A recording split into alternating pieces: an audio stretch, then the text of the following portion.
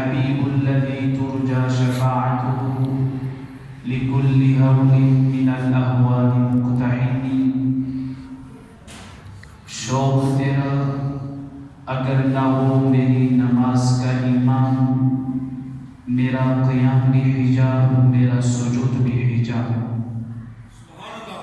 اللہ رب العزت کا لاکھ لاکھ شکر ہے جس نے ہم سب کو نماز جمعہ کے لیے اور اس سے قبل ان بابرکت ساعات میں اپنا ذکر کرنے اور اپنے محبوب کریم علیہ الصلوۃ والسلام کا ذکر کرنے اور قصہ یوسف کو بیان کرنے اور سننے کے لیے جمع فرمایا.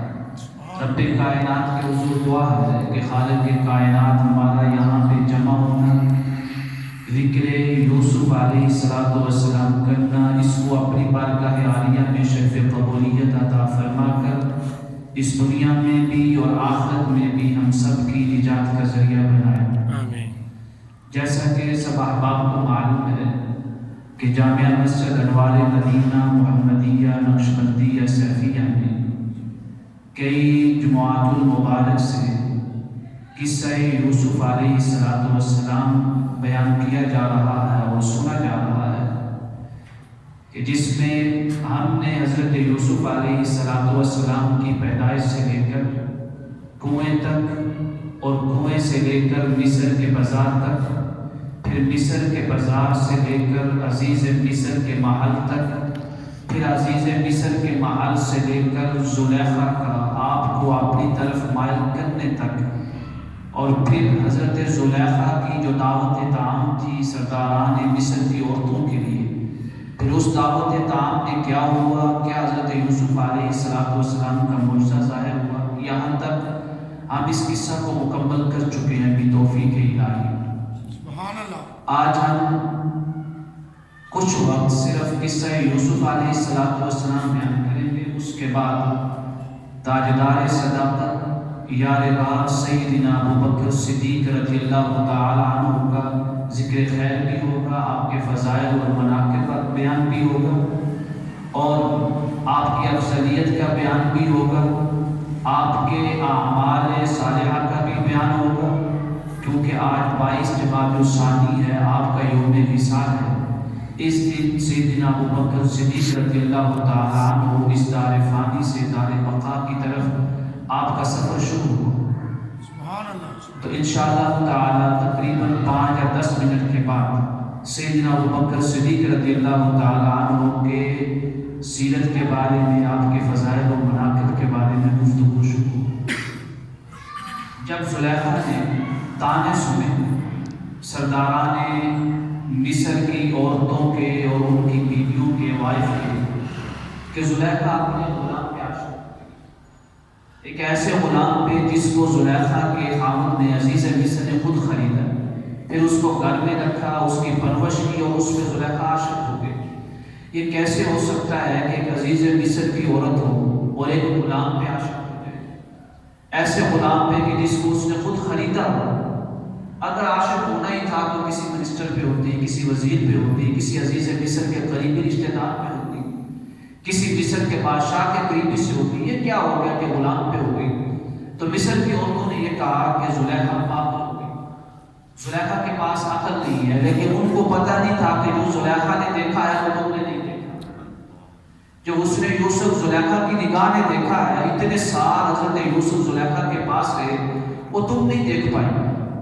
تو جب زلیخا نے یہ سارے تانے سنے سرداران مصر کی عورتوں کے، تو پریشان ہو گئی، کیونکہ تانے ایسے دے رہی تھی جو عزت پہ بھی حملہ تھا اور تحقیر کے معنی میں بھی تھا، کہ غلام پہ عاشق ہو گئی. تو جب تانے سننا شروع کیے تو آپ نے ایک دعوت کا اہتمام کیا کہ دعوت رکھی جائے، اور اس دعوت میں صرف اور صرف ان عورتوں کو بلایا جائے جو تانے دیتی ہیں کہ زلیخا اپنے غلام پہ عاشق ہو گئی. دعوت طعام دینے کے بعد آپ نے حضرت یوسف سے عرض کیا کہ میری یہ خواہش ہے کہ جب دعوت طعام میں ساری عورتیں شریک ہو جائیں، آ جائیں، حاضر ہو جائیں، اور ان کے ہاتھوں میں جب پھل دے دیے جائیں گے، چھریاں ان کے ہاتھوں میں ہوں گی جس کو قرآن کا سکین، جب یہ سارا کچھ وہ تیار ہو چکا ہوگا تو آپ نے صرف اور صرف سچ دج کے اپنے اصلی حسن کو، ظاہری حسن کو، اور پورے اہتمام کے ساتھ اچھے کپڑے پہن کر آپ نے اس دعوت طعام میں داخل ہونا ہے اور میرے سامنے ایک تخت رکھ کے واپس چلے جانا ہے، صرف اتنا سا کام ہے۔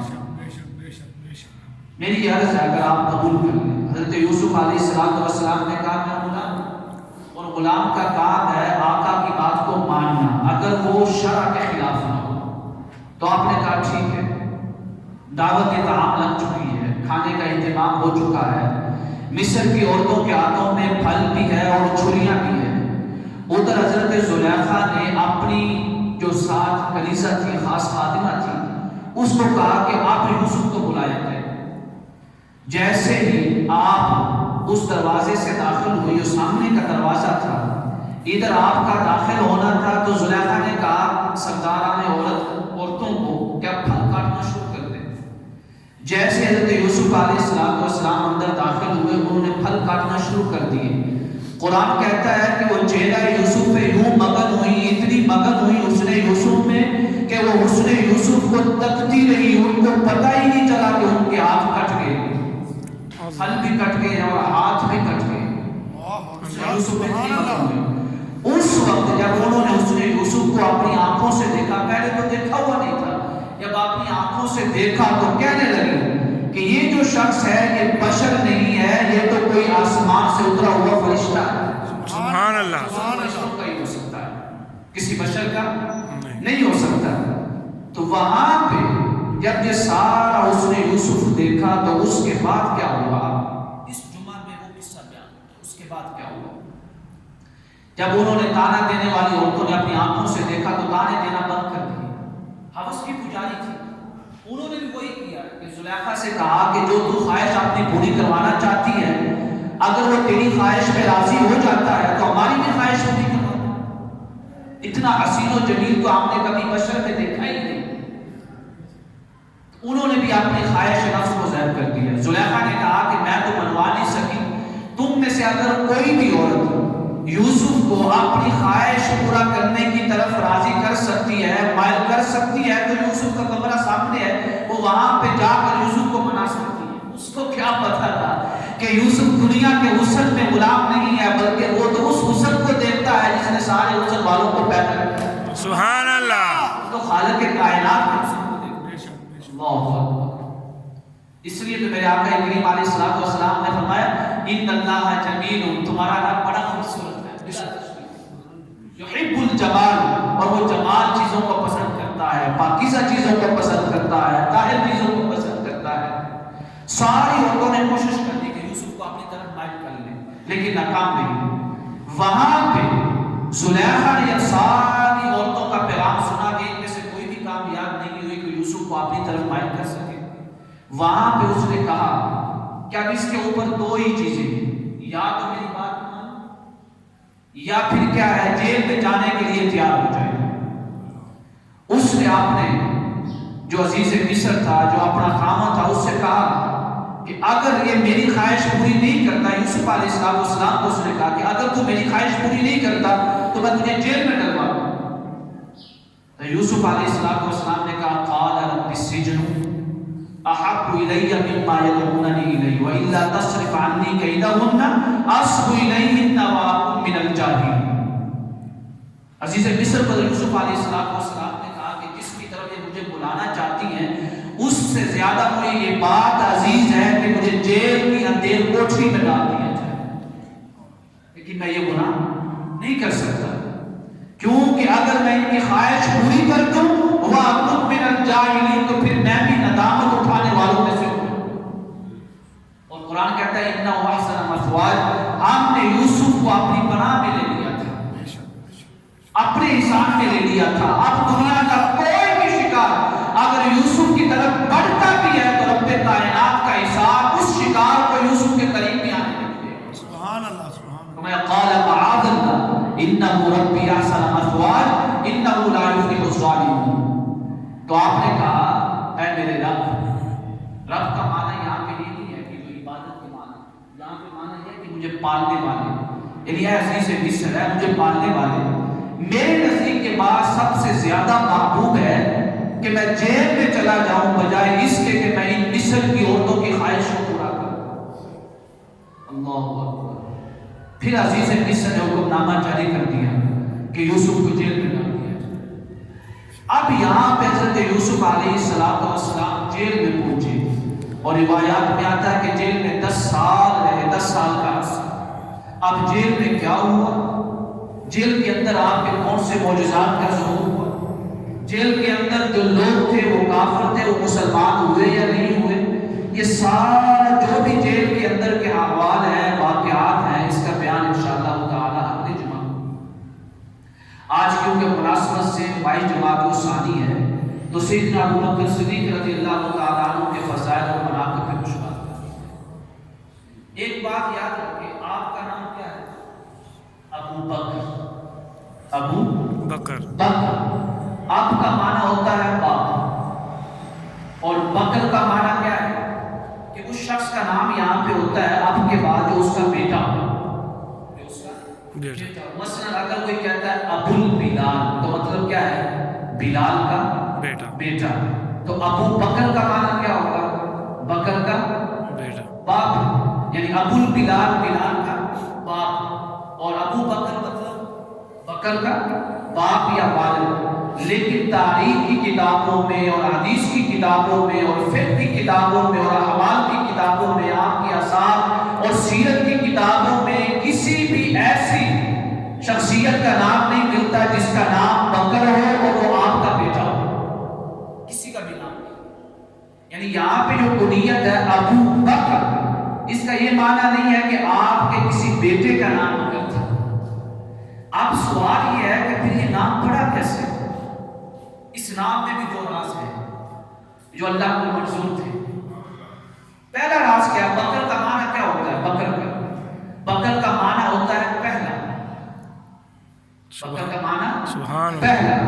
اس لیے عربی میں کہتے ہیں جو دن کا ابتدائی حصہ ہے اس کو بولتے ہیں بکر یا بکرتن. قرآن نے کہا بکرتن وعشیہ, صبح اور شام اللہ کا ذکر کیا کرو. تو ابو بکر, تو بکر کا معنی کیا ہوگا؟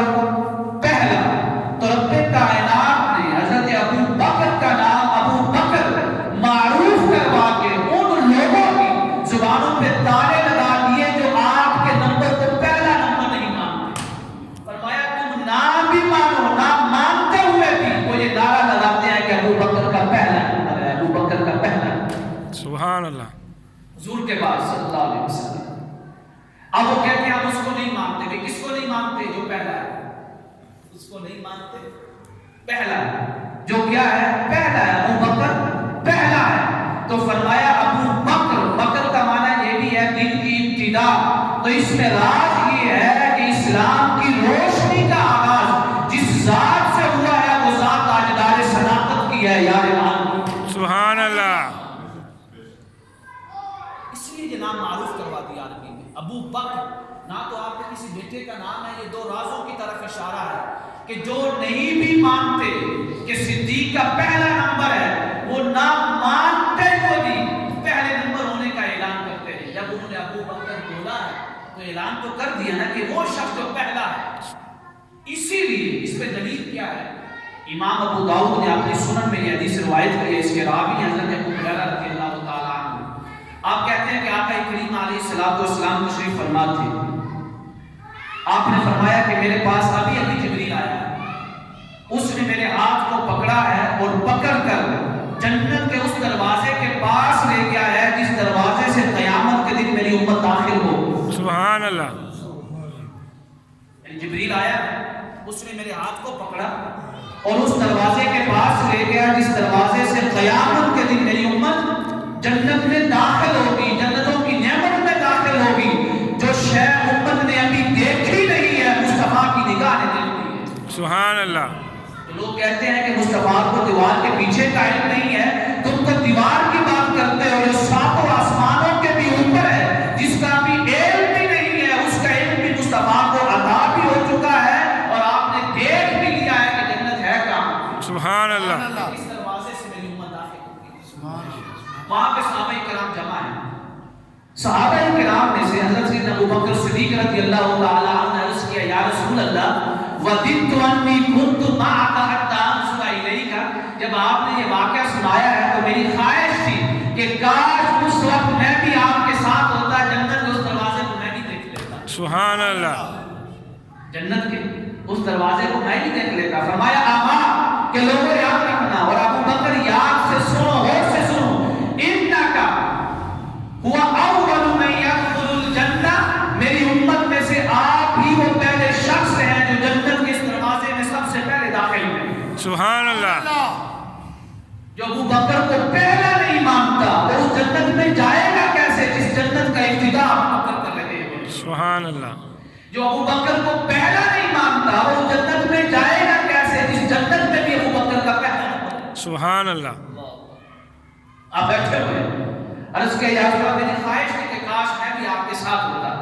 آپ نے فرمایا ابو بکر جنت کا افتتاح انبیاء میں سے سب سے پہلے میں کروں گا، اور تمام امتوں میں سے جنت کا افتتاح سب سے پہلے جو ذات کرے گی وہ آپ کی ذات ہے، سبحان اللہ، تاجدار صداقت کی ذات ہے۔ اللہ اکبر، یا رسول اللہ، یا رسول اللہ، یا زندہ باد۔ یعنی جنت کا افتتاح انبیاء میں سے سب سے پہلے مصطفیٰ ہوں گے، پھر اعلان ہوگا کہ امت میں سے پہلے کون بڑے جو جنت میں داخل ہو، انبیاء کے بعد، امام الانبیاء کے بعد۔ فرمایا دنیا میں جو بھی مانتا تھا کہ نبی کے بعد ابو بکر کا نمبر ہے تو وہ بھی اس دن ابو بکر کی طرح نبی کے بعد ابو بکر کی صحبت میں جنت میں داخل ہو۔ سبحان اللہ، سبحان اللہ، اس کا یہ عقیدہ ہی نہیں ہے، وہ تو جنت سے بھی کترائے گا۔ وہ کہے گا دنیا میں تو نعرہ لگتا تھا کہ پہلا نمبر ابو بکر کا ہے، اب جنت میں بھی سننا پڑے گا کہ پہلا نمبر ابو بکر کا ہے۔ پہلی دلیل اس لیے اللہ رب العزت نے آپ کا ایسا نام ہی معروف کروا دیا ابو بکر، جس کا معنی ہی پہلا تھا۔ فرمایا نہ مانتے ہوئے بھی اس کے پہلے ہونے کا اعلان کرتے ہیں۔ سبحان اللہ، اگر نہیں بھی مانتے تب بھی کہو پہلا پہلا۔ اور صحیح بخاری میں حدیث ہے، آپ نے غار والی آیت سنی ہے، اس یقول لصاحبہ لا تحزن ان اللہ معنا، ثانی اثنین کا لفظ سنا ہے یا نہیں سنا؟ صحیح بخاری کی بڑی ایک عجیب حدیث ہے، میرے آقا کریم علیہ السلام نے فرمایا جب سیدنا ابو بکر صدیق غمزدہ ہوئے، آپ پریشان ہوئے کہ کوئی بھی کافر آقا کریم علیہ السلام کو نقصان نہ پہنچا دے۔ وہاں پہ میرے آقا کریم علیہ السلام نے فرمایا ابو بکر ما ظنک باثنین اللہ ثالثہما، کیا گمان کرتے اس دوسرے کے بارے میں جن کا تیسرا اللہ ہے؟ سبحان اللہ، جن کا تیسرا اللہ ہے۔ اب یہاں پہ سوال کریں، ذہنوں میں سوال بٹھائیں، تیسرا اللہ ہے اور گمان سیدنا ابو بکر صدیق کس کے بارے میں کر رہے ہیں؟ آقا کریم علیہ السلام کے بارے میں، کہ کہیں کوئی کافر آپ کو نقصان نہ پہنچا دے۔ تو مصطفیٰ فرما رہے ہیں ما ظنک باثنین، تو دوسرے کے بارے میں کیا گمان رکھتا ہے جس کا تیسرا خود اللہ ہے؟ سبحان اللہ، تیسرا کون ہوا؟ اللہ۔ دوسرا کون ہوا؟ مصطفیٰ۔ پہلا کون ہوا؟ ابو بکر۔ ابو بکر۔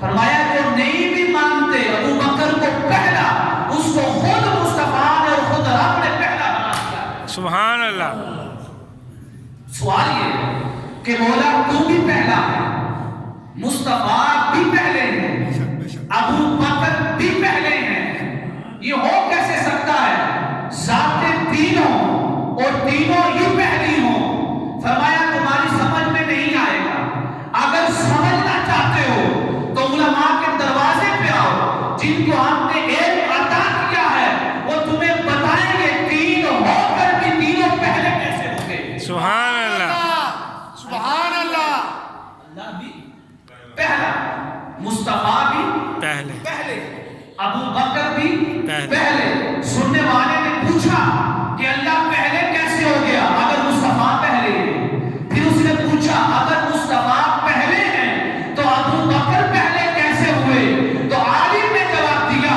کہ اللہ پہلے ہے دینے میں۔ سبحان اللہ، اللہ پہلے ہے دینے میں، عطا کرنے میں، مصطفیٰ پہلے ہیں تقسیم کرنے میں، اور ابو بکر پہلے ہیں مصطفیٰ سے لینے میں۔ سبحان اللہ، سبحان اللہ، سبحان اللہ۔ اللہ پہلا ہے عطا کرنے میں، مصطفیٰ پہلا ہے تقسیم کرنے میں، اور ابو بکر پہلا ہے جس نے مصطفیٰ سے لیا ہے۔ سبحان اللہ۔ یہ تو تھی اوپر والی ترتیب، پہلا ہے۔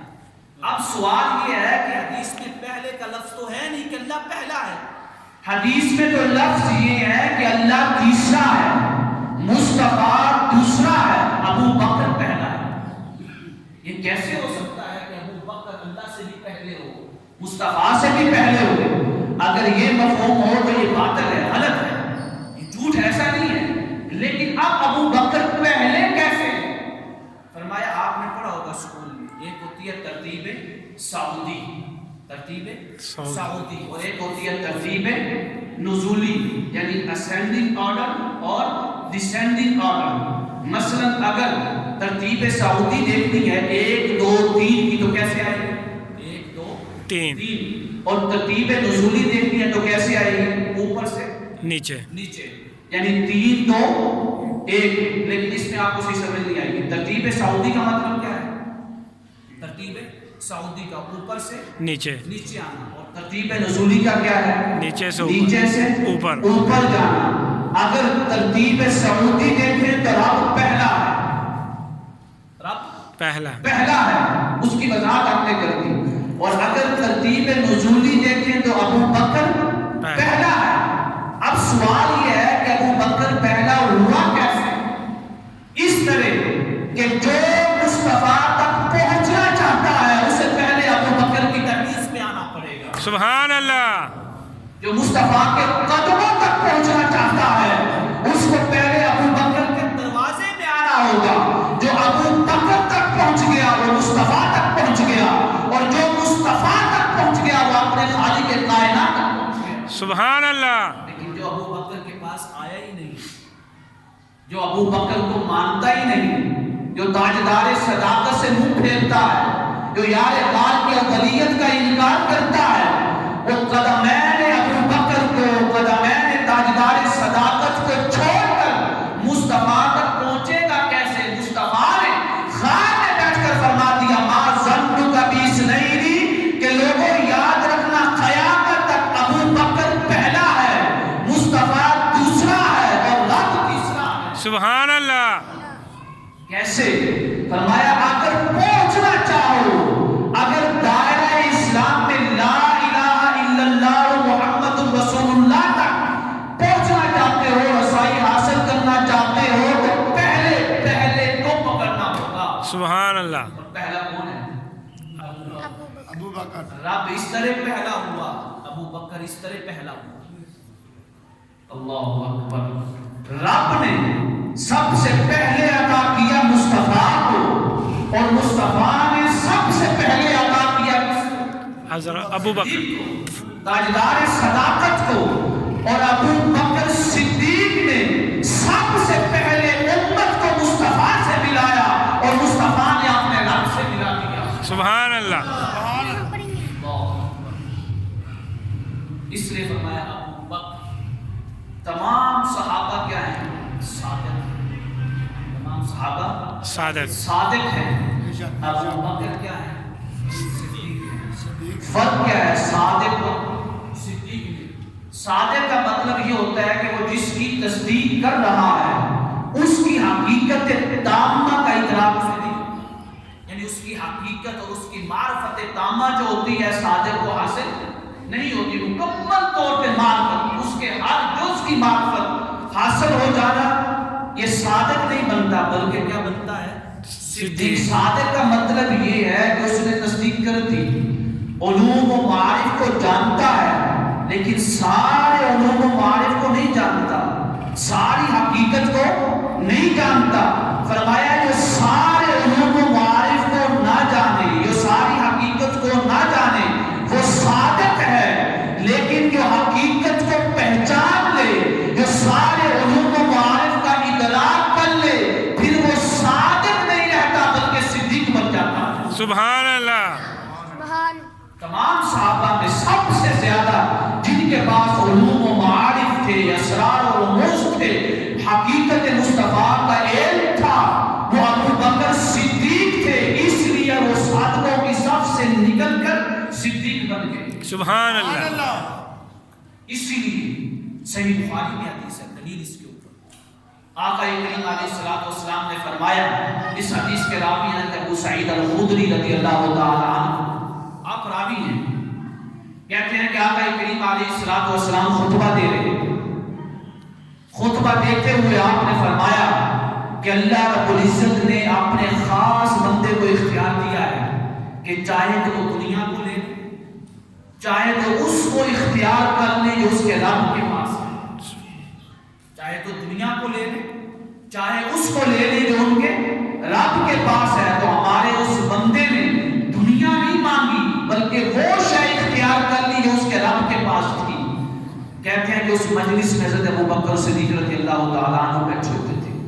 मेरी निगाह आपके चेहरे पे पड़ी। अबू सईद अल-खुदरी कहते हैं कि मेरी निगाह ताजदार सदाकत के चेहरे पे पड़ी। जैसे ही मैंने देखा तो क्या देखता हूं कि सैयदना अबू बकर सिद्दीक़ की आंखों से आंसू आ रहे। सुभान अल्लाह। आंखों से आंसू जा रहे। कहते हैं मैं हैरान हुआ कि शेख को हो क्या गया है, शेख ने बुजुर्गी कि इनको हो क्या गया है कि उधर मुस्तफा ये फरमा रहे हैं कि रब्बे कायनात ने अपने बंदे को इख्तियार दिया है कि चाहे तो दुनिया ले ले, चाहे तो वो ले ले जो उसके रब के पास है। तो बंदे ने दुनिया नहीं ली बल्कि वो शय ली है जो उसके खालिक कायनात के पास है। तो इसका मतलब वाज़ेह है। अबू सईद खुदरी कहते हैं कि वो बंदा मुस्तफा है, वो बंदा मुस्तफा है। तो इसमें रोने वाली क्या बात है? वहां पे फरमाया कि काना अबू बकर आलमुना बिन नबी, कि जो राज इस जुमले में पोशीदा है वो हम में से कोई नहीं जानता, अगर जानता है तो सिद्दीक़ अकबर जानता है। सुभान अल्लाह। क्यों कि नबी के बारे में, नबी की हकीकत के बारे में आलमुना बिन नबी, सबसे ज्यादा इल्म किसके पास है? अबू बकर सिद्दीक़ के पास है। सुभान अल्लाह। सुभान अल्लाह। इस जुमले से किसी को पता नहीं चलता कि इस जुमले में किसकी खबर दी जा रही है। हर शख्स यही सोच रहा होगा कि खबर यही है कि दुनिया ले लो, चाहे तो अपने रब को ले लो। यानी दुनिया की हिर्स और हवस को, दुनिया की ख्वाहिश को, दुनिया की ज़ेब और ज़ीनत को अपने दिल से निकाल कर अपने रब की मोहब्बत कर लो, या दुनिया की मोहब्बत रख लो और दिल से अपने रब को निकाल लो। हर शख्स यही समझ रहा, लेकिन आप ये नहीं समझ रहे। आपकी आंखों से आंसू इसलिए आए, आपने फरमाया ये जो जुमला है, इस जुमले से मुराद ये है कि आज के बाद वही का सिलसिला खत्म हो जाएगा और मुस्तफा इस दुनिया को छोड़कर अपने रब्बे आला के पास चले जाएंगे। अल्लाह। इसलिए आंखों से आंसू आ गए।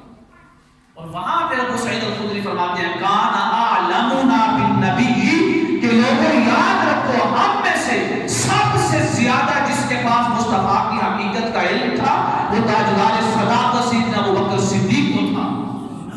इसलिए सारे सादिक रहे, एक सिद्दीक बन गया। सुभान अल्लाह।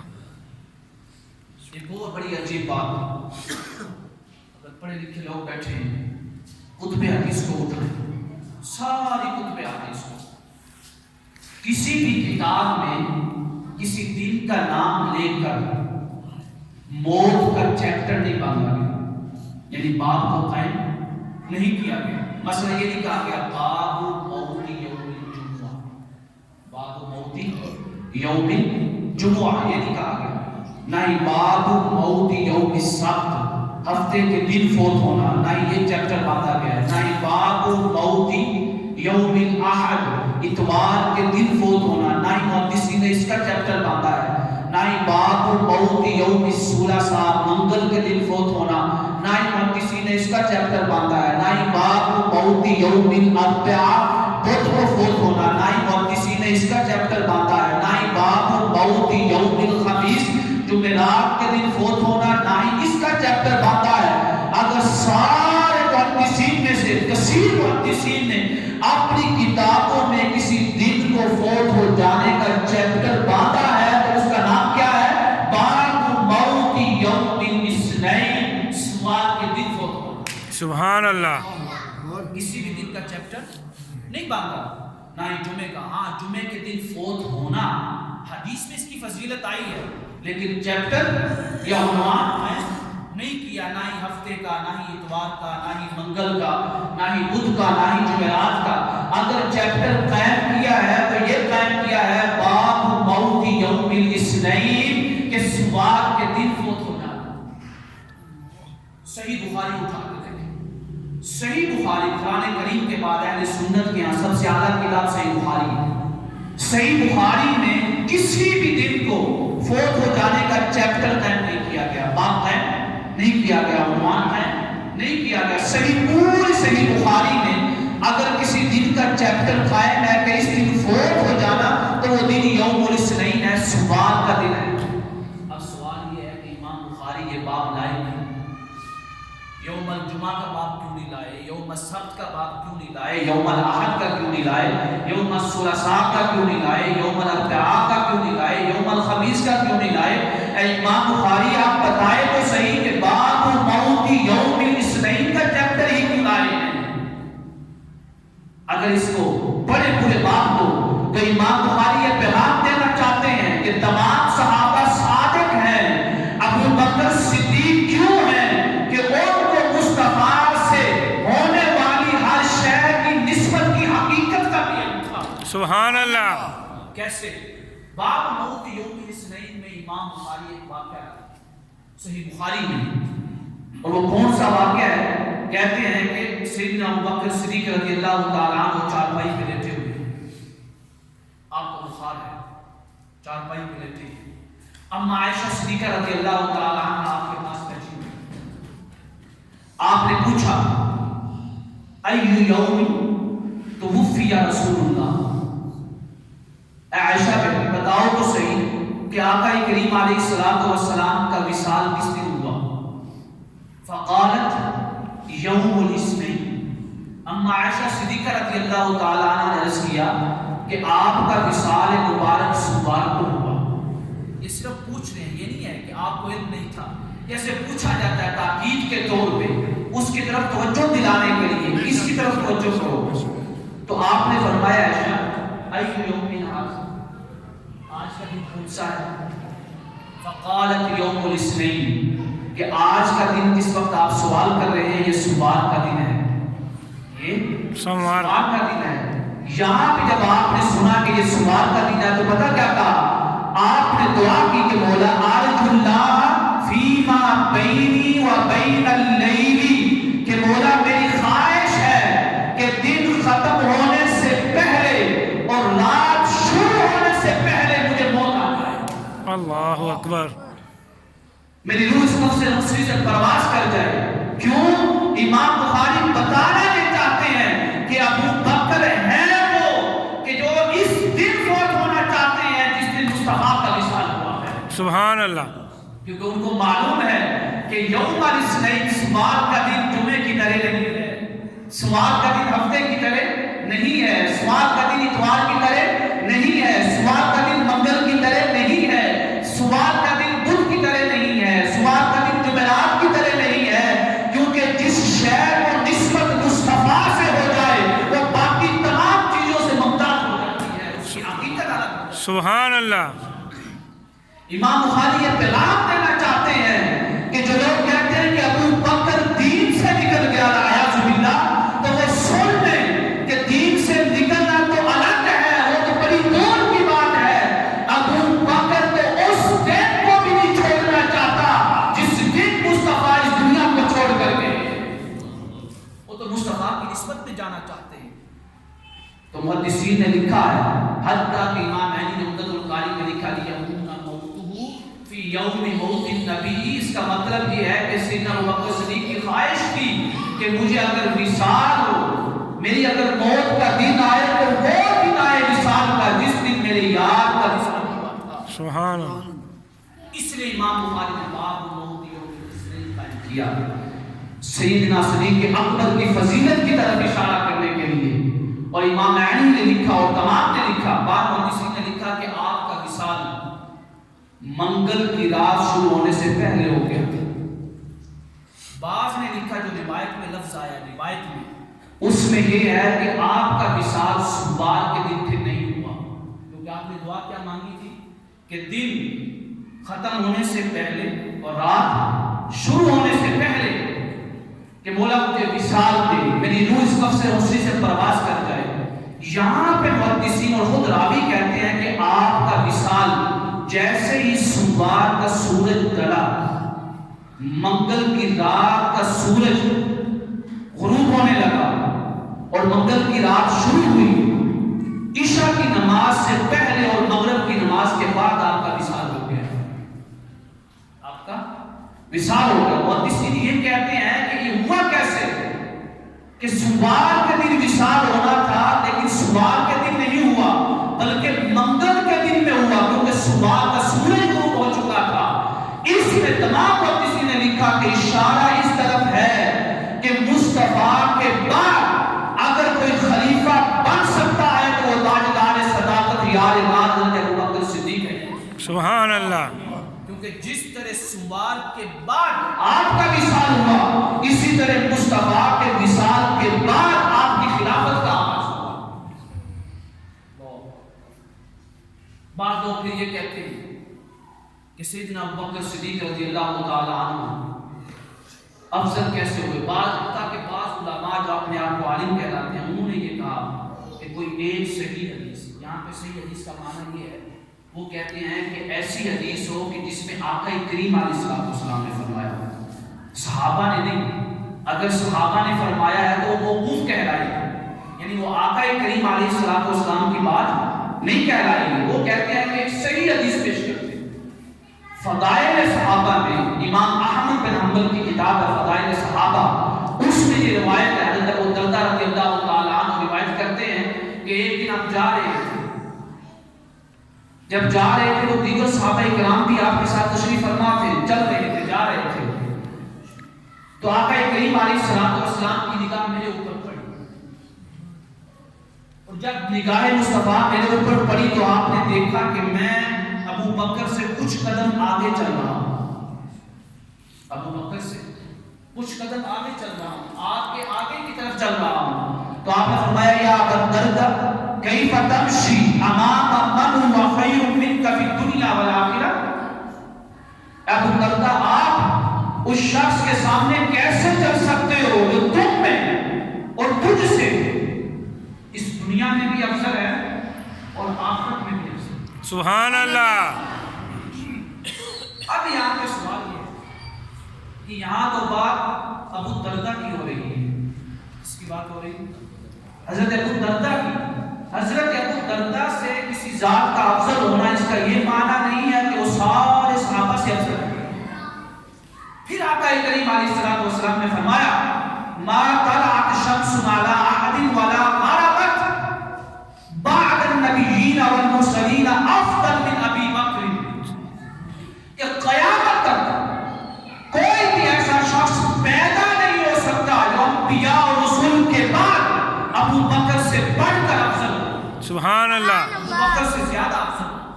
فرمایا قیامت تک جتنے بھی لوگ پیدا ہوں گے، سورج طلوع ہوتا رہے گا، غروب ہوتا رہے گا، کوئی بھی ماں ایسے بیٹے کو جنم نہیں دے گی وہ جو ابو بکر سے افضل ہو جائے۔ بے شک۔ اور محدثین نے لکھا کہ یہ حدیث حسن ہے۔ حسن کا مطلب یہ ہے کہ صحیح کے درجے کی ہے کہ جس پہ ہم عمل کر سکتے ہیں۔ اب بعض لوگ کہتے ہیں کہ گھر والے در والوں سے افضل ہوتے ہیں، گھر والے در والوں سے افضل ہوتے ہیں۔ اب در والے کون ہیں؟ مولا علی رضی اللہ تعالی عنہ۔ اور در والے کون ہیں؟ تمام صحابہ کرام جو اہل بیت میں شامل نہیں ہوتے۔ وہ کہتے ہیں کہ گھر والے در والوں سے افضل ہوتے ہیں۔ کیوں؟ کہ ان میں دو خاصیتیں ہیں، ایک ایمان کی خاصیت اور ایک گھر والے یعنی رشتہ داری کی حیثیت بھی۔ تو لہذا گھر والے در والوں سے افضل ہوئے۔ ہم نے یہ کہا کہ اگر یہ بات مان لی جائے کہ گھر والے در والوں سے افضل ہے تو پھر تو ابو بکر گھر والے بھی ہیں اور در والے بھی۔ اب سوال یہ ہے کہ گھر والے کیسے ہوئے اور در والے کیسے ہوئے؟ چار خلفائے راشدین میں سے دو ایسے ہیں جن کے گھر میں مصطفیٰ کی بارات آئی۔ سبحان اللہ۔ سبحان اللہ۔ جن کے گھر میں مصطفیٰ کی بارات آئی، اور دو خلیفہ راشدہ ایسے ہیں جن کی بارات خود مصطفیٰ کی طرف آئی۔ سبحان اللہ۔ سبحان اللہ۔ اب جس کی بارات گھر میں آئے وہ بھی گھر والا ہوا، اور کسی کی بارات اس کے گھر میں آئے وہ بھی گھر والا ہوا۔ اب دو خلیفہ راشدہ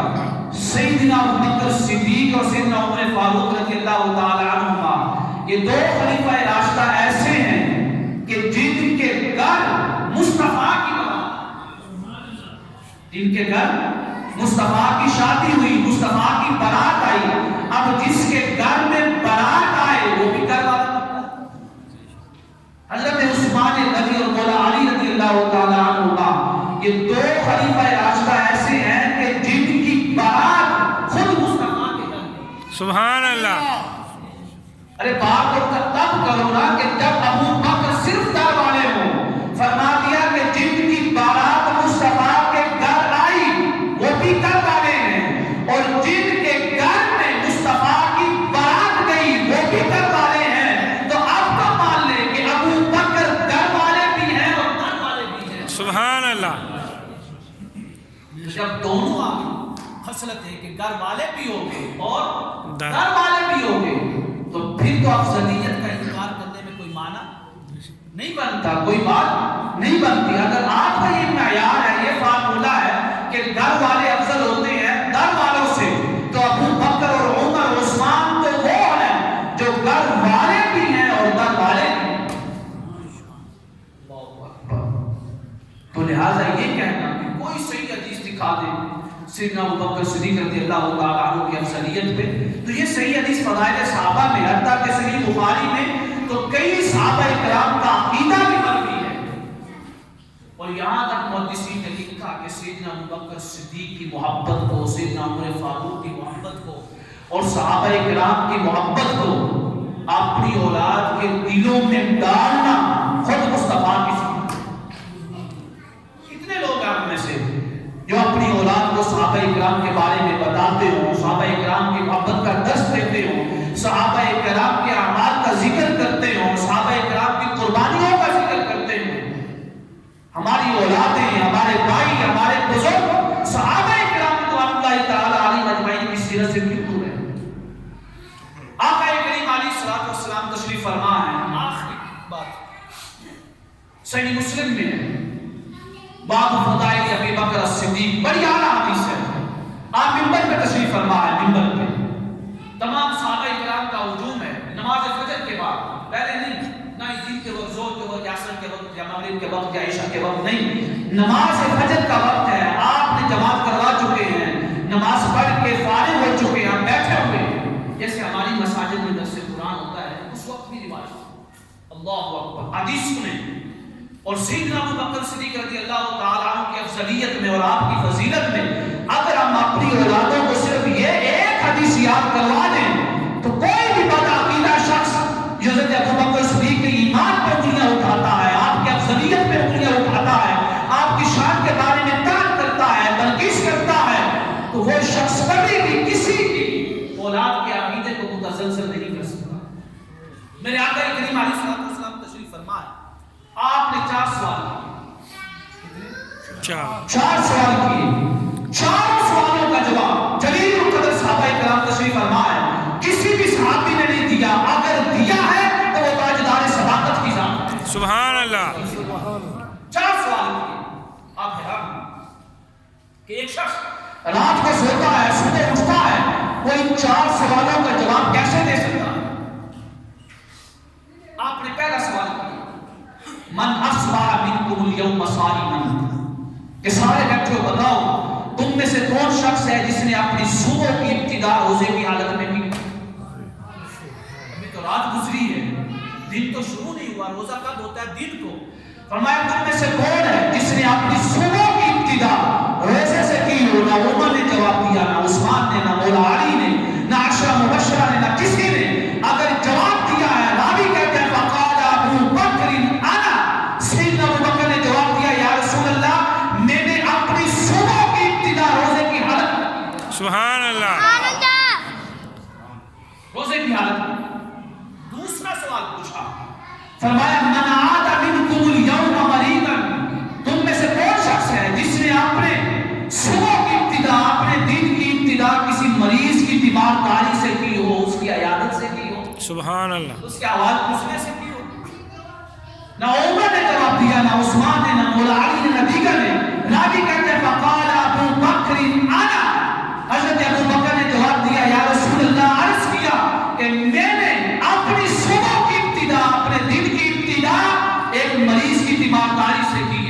سبحان اللہ. تو اٹھے ہیں بستر سے, ابھی تو نماز پڑھنے کے لیے آ رہے ہیں. سوال بنتا ہے کہ تیمارداری کیسے ہو گئی نماز پڑھنے سے پہلے؟ ابھی تو پتہ بھی نہیں چلا کہ بیمار کون ہے. اگر پتہ چلا بھی ہوگا تو رات کے وقت کون تیمارداری کرنے جائے؟ اللہ اکبر. تیسرا سوال کیا میرے آقا کریم علیہ الصلوۃ والسلام نے, فرمایا من اطعم منکم اليوم مسکینا, کون ہے جس نے اپنے دن کی ابتدا کسی مسکین کو کھانا کھلانے کے ساتھ کی ہو؟ سبحان اللہ. اللہ اکبر. جلیل القدر صحابہ کرام موجود ہیں, کسی نے جواب نہیں دیا. راوی کہتے ہیں وقال ابو بکر انا, تاجدار صداقت نے فرمایا, حضرت ابو بکر نے عرض کیا یا رسول اللہ میں نے اپنی صبح کی ابتدا ایک مسکین کو کھانا کھلانے کے ساتھ کی. سبحان اللہ. اللہ اکبر. چوتھا سوال کیا صحیح مسلم کی روایت میں, چوتھا فرمایا من تابع منکم اليوم جنازۃ, تم میں سے کون ہے جس نے اپنی صبح کی ابتدا ایک جنازہ پڑھنے کے ساتھ کی؟ اللہ. رات کو جنازہ ہوتا نہیں, لیکن تمام فقہاء نے اور حدیث مبارکہ کی روشنی سے معلوم ہے کہ اگر ضرورت ہو, حاجت ہو, کوئی وجہ ہو, سبب ہو تو رات کے وقت بھی جنازہ کرنا جائز ہے, کوئی ممانعت نہیں ہے. میرے آقا نے پوچھا, اس کا جواب بھی کسی صحابی نے نہیں دیا. تمام صحابہ کرام بیٹھے ہیں. راوی کہتے ہیں فقال ابو بکر انا, یار غار نے عرض کیا یا رسول اللہ میں نے اپنی صبح کی ابتدا ایک جنازہ پڑھنے کے ساتھ. سبحان اللہ.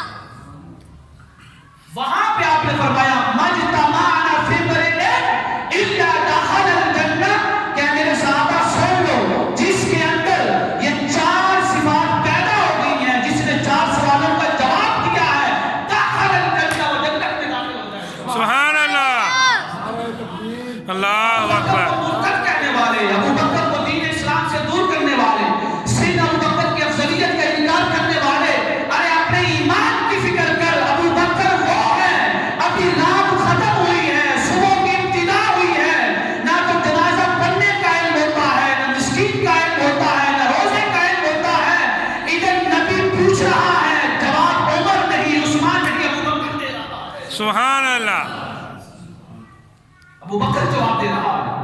فرمایا مجتمعنا فی امرئ الا دخل الجنہ, کہ لوگوں یاد رکھنا جس نے بھی میرے ان چار سوالوں کا جواب دیا ہے وہ شخص جنتی ہے. سبحان اللہ. وہ شخص جنتی ہے. میں صرف دو کا سبب پیش کرتا ہوں کیونکہ روایت طویل ہے. یہ صحیح مسلم, باقی طبرانی میں اور دیگر میں اس کا سبب آیا ہے کہ صبح آپ نے روزے کی حالت میں کیسے. سیدنا عمر فاروق رضی اللہ تعالیٰ عنہ سب لوگ جانتے ہیں, آج سوال جواب کی نشست نہیں رکھتے, تو 5 منٹ صرف اس کی روایت کو مکمل کرتے ہیں. بڑی اعلیٰ روایت ہے, اپنی اولاد کو پڑھائیں, حفظ کروائیں. سیدنا عمر فاروق رضی اللہ تعالیٰ عنہ کی ہمیشہ خواہش ہوتی تھی کہ وہ سیدنا ابوبکر صدیق سے آگے نکل جائیں خیر کے کاموں میں. آج ہمارے ہاں کیا مقابلہ ہوتا ہے؟ برے کاموں میں آگے نکل, خیر کے کاموں کرنے. کوئی شخص یہ مقابلہ نہیں رکھتا کہ اگر فلاں شخص 5 وقت کی نماز پڑھ رہا ہے تو میں مقابلہ کروں, میں 5 وقت کی نمازوں سے بڑھ کر تہجد بھی پڑھوں, اشراق بھی پڑھ لوں, چاشت بھی پڑھ لوں. یہ مقابلے ختم ہو گئے. اس وقت مقابلے تھے. اس روایت میں کیونکہ اس بات ایسا ہے تو میں بتانا چاہتا ہوں, آپ کی توجہ دلانا چاہتا ہوں اس کی طرف. سیدنا عمر فاروق رضی اللہ تعالیٰ عنہ نے عرض کیا یا رسول اللہ ابھی تو صبح ہوئی نہیں, ابھی تو رات تھی, تو میں اپنے صبح کی ابتدا کوئی بھی شخص روزے کی حالت میں کیسے کر سکتا ہے, روزہ کیسے رات کو رکھ سکتا ہے؟ آپ نے پوچھا ہوگا, ابو بکر عمر کو جواب دے کہ تم نے اپنی صبح روزے کی حالت میں کیسے کر. آپ نے عرض کیا یا رسول اللہ جب میں رات کو سویا تھا تو روزے کی نیت کر کے سویا تھا, تو جب صبح اٹھا ہوں تو گویا جو رات کو نیت کر کے سویا تھا وہ ساری نیت میری روزے کے لیے تھی, تو میری پوری رات روزے کی حالت میں گزری ہے. سبحان اللہ. انما الاعمال بالنیات. یہ آخری بات بتانا چاہتا ہوں یہ نوجوانوں کے لیے, بچوں کے لیے اور والدین کے لیے بڑی عجیب بات ہے. سیدنا عمر فاروق رضی اللہ تعالیٰ عنہ نے عرض کیا یا رسول اللہ, ابو بکر سے پوچھے تو صحیح, یہ کیسے کہہ سکتے ہیں کہ میں نے اپنی صبح کی ابتدائی مسکین کو کھانا کھلانے کے ساتھ کی؟ ان کو پتہ کیسے چل گیا کہ فلاں مسکین ہے, کھانا کھلا کے بھی آئے ہیں اور نماز کا جماعت آپ کے ساتھ بھی ادا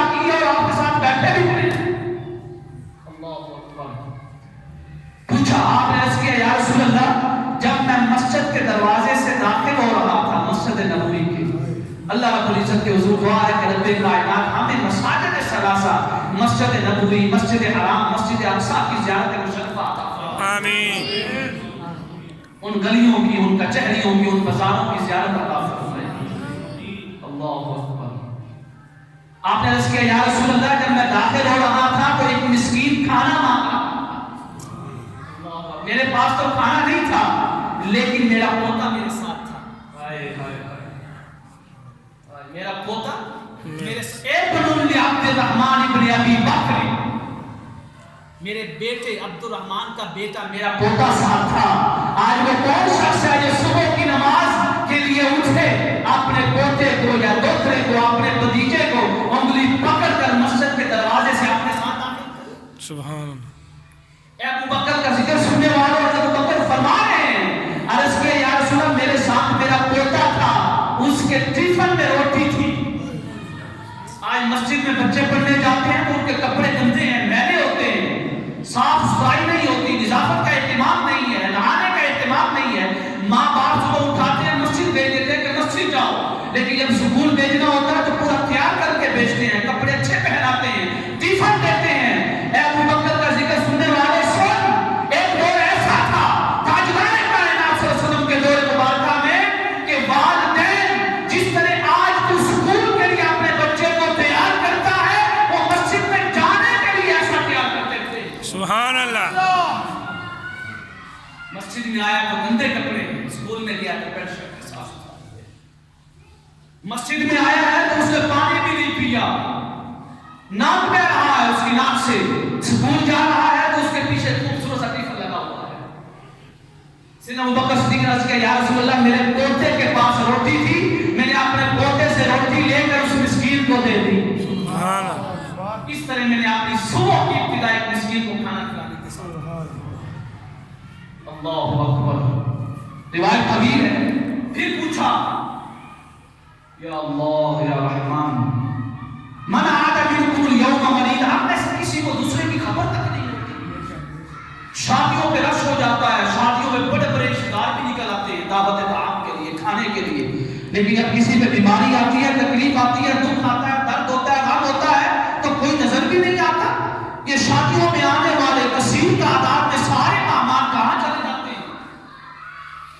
سن تاجدار صداقت کا ذکر سننے والے سیدنا عمر فاروق رضی اللہ تعالی عنہ نے عرض کیا یا رسول اللہ پوچھے تو صحیح کہ ابو بکر نے کس مریض کی تیمارداری کی، ابھی تو رات سے اٹھے ہیں، پتہ کیسے چل گیا ان کو؟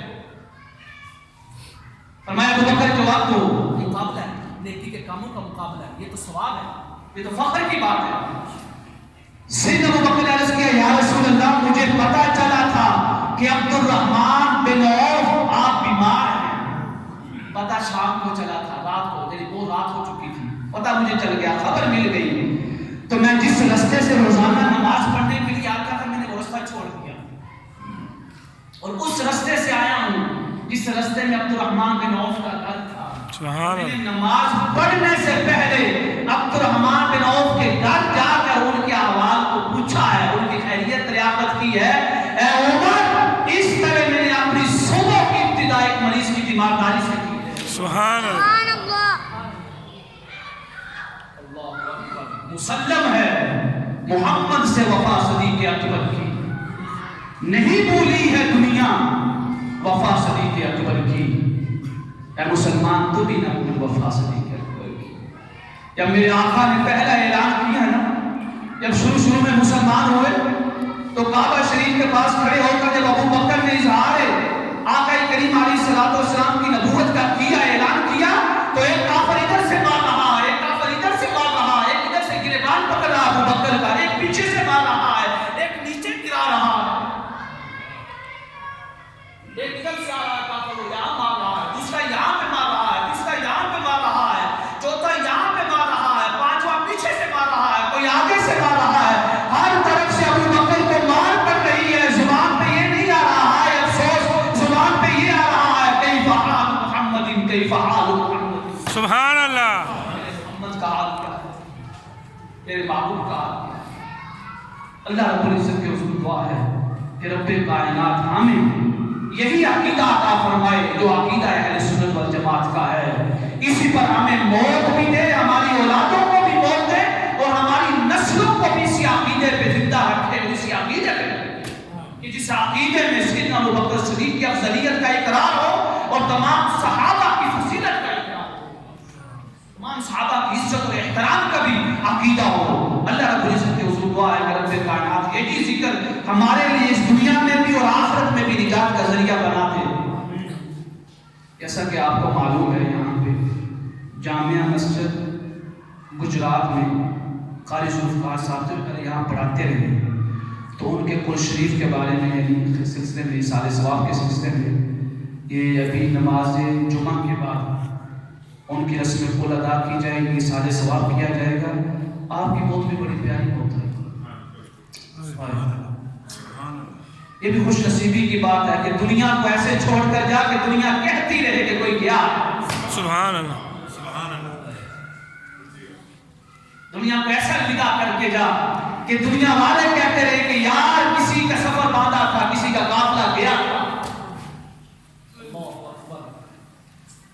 کہتے ہیں کہ صبح نماز فجر کے بعد فجر کی سنتیں ادا کر رہے تھے، سبحان اللہ، اللہ نماز فجر کی سنتیں ادا کر رہے تھے۔ کہتے ہیں کہ جیسے ہی سلام پھیرنے لگے ہیں، ادھر سلام پھیرا ہے فرشتوں کو، ادھر رب کا سلام آ گیا سبحان اللہ، اور اوپر پرواز کر کے اللہ اکبر۔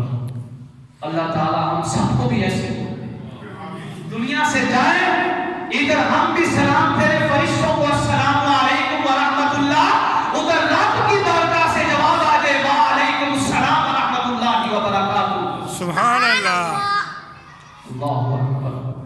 ایسا پیغام آیا ہے عثمان، اگر چاہتا ہے تو دنیا میں رہ، ان شئت نصرت، اگر چاہتا ہے تو تجھے فتح عطا کر دیتے ہیں، ان شئت افطرت عندنا، اگر چاہتا ہے تو شام کو آ کر ہمارے ساتھ روزہ افطار کر دینا۔ سبحان اللہ۔ عبداللہ ابن سلام کہتے ہیں کہ جیسے ہی شام کا وقت ہوا روزہ کی افطاری کا، ادھر تیر نکلا ہے دشمن کی کمان سے، ادھر حضرت عثمان غنی کی مبارک گردن سے خون کا پھوارا نکلا، ادھر روح پرواز کر گئی، ادھر ان شئت افطرت عندنا، حضرت عثمان نے مصطفیٰ کی کچہری میں روزہ افطار۔ سبحان اللہ، ایسا پیغام ہے۔ ادھر ہم سجدے میں کہیں سبحان ربی الاعلی، ادھر رب کہے انت عبد الاعلی، سبحان اللہ، میرا بڑا اعلیٰ بندہ ہے۔ ادھر ہم رکوع میں کہیں سبحان ربی العظیم، موت ایسی آئے رکوع میں زبان سے نکلے میرے رب تو عظیم ہے، ادھر رب کی بارگاہ سے آئے انت عبد العظیم، تو میرا عظیم بندہ ہے۔ سبحان اللہ، ایسی موت آئے، ان کی ایسی موت آئے، ان کے رسم قلب میں شریک ہو کر اپنی بخشش کا، اپنی نجات کا وسیلہ بنائیں، ذریعہ بنائیں۔ وما علینا الا البلاغ المبین۔